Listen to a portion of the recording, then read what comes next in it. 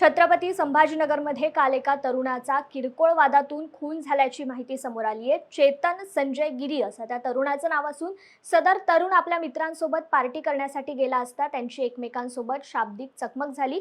त्या चकमकीत मित्राने त्याला चाकू भोगसून त्याचा खून केल्याची माहिती समोर आली आहे। या प्रकरणात नवनाथ दहीहंडी, पवन मिसाळ आणि अमोल या 3 संशयित आरोपींना ताब्यात घेतलं असून यातील एक आरोपी फरार आहे। सदर फरार आरोपीचा तपास MIDC पोलीस करतायत।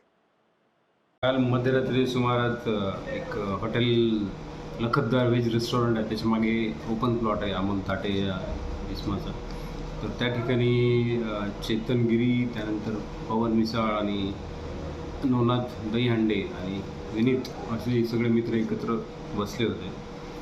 त्यांच्यामध्ये वाद होऊन इसम नामे चेतन संजय गिरी याचा निर्ममपणे खून चाकूने मारून करण्यात आलेला आहे।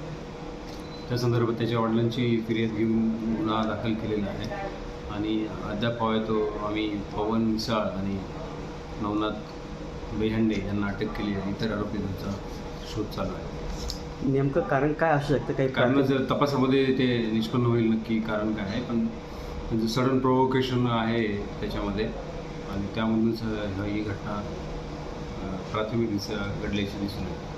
यांच्यावर काही अगोदरचे गुन्हे वगैरे काही दाखल आहे? त्याच्यामध्ये एक जो पाहिजे आरोपी आहे विनीत सुरुंची, त्याच्यावर एक छावणीमध्ये 307चा गुन्हा आहे, विविध क्रिमिनल रेकॉर्ड आहे।